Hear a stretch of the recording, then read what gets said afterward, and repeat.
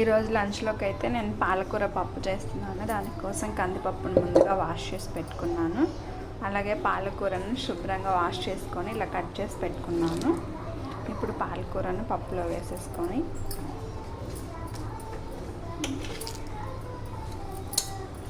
ఇలా మొత్తం కుక్కర్లో వేసేసుకుందాం. అలాగే స్పైస్కి తగ్గట్టు పచ్చిమిర్చి కూడా కట్ చేసి పెట్టుకున్నాను.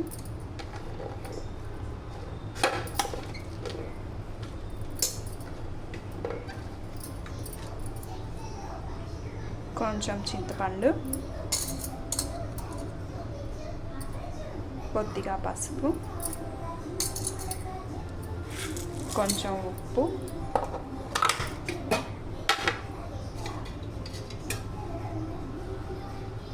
పప్పు పొంగకుండా కొంచెం ముందుగా ఆయిల్ వేసుకుంటున్నాను.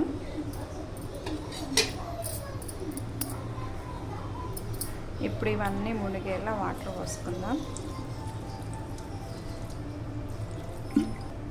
ఇప్పుడు కుక్కర్ మూత పెట్టేసుకొని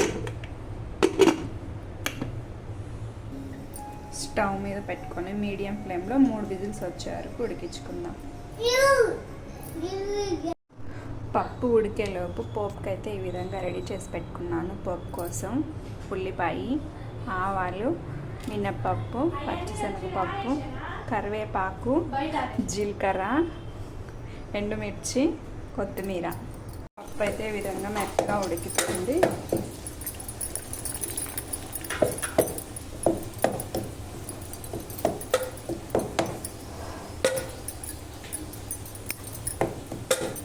పప్పు ఉడికించుకునేటప్పుడు ఇందులో కొంచెం ఉప్పు వేసుకున్నాం కదా, ఇప్పుడు చూసుకొని మళ్ళీ సాల్ట్ వేసుకుందాం. ఇప్పుడు కొంచెం ఉప్పు వేసుకొని వేసుకుందాం. పప్పు అయితే మెత్తగా వినిగిపోయింది.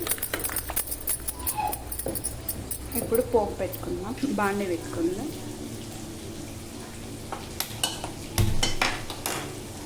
ఇందులో ఆయిల్ వేసుకుందాం.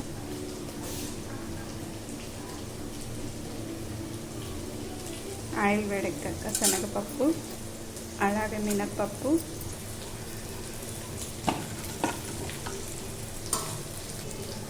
జీలకర్ర, ఆవాలు,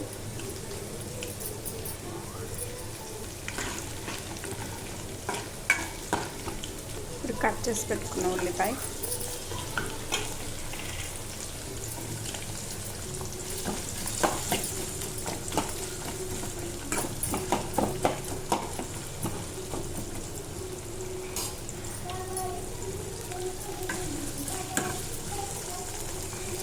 ఎండుమిర్చి,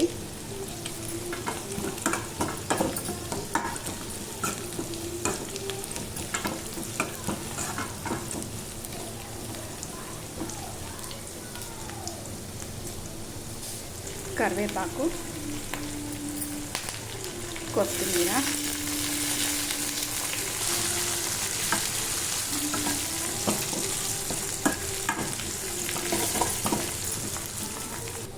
పోపు అయితే బాగా వేగిపోయింది.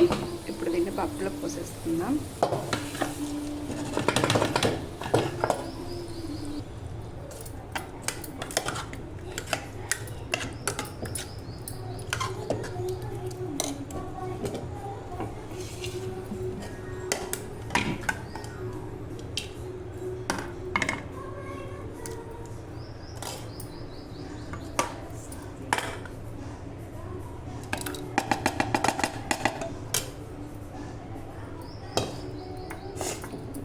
ఇంకా అంతే, వేడి వేడి పాలకూర పప్పు రెడీ.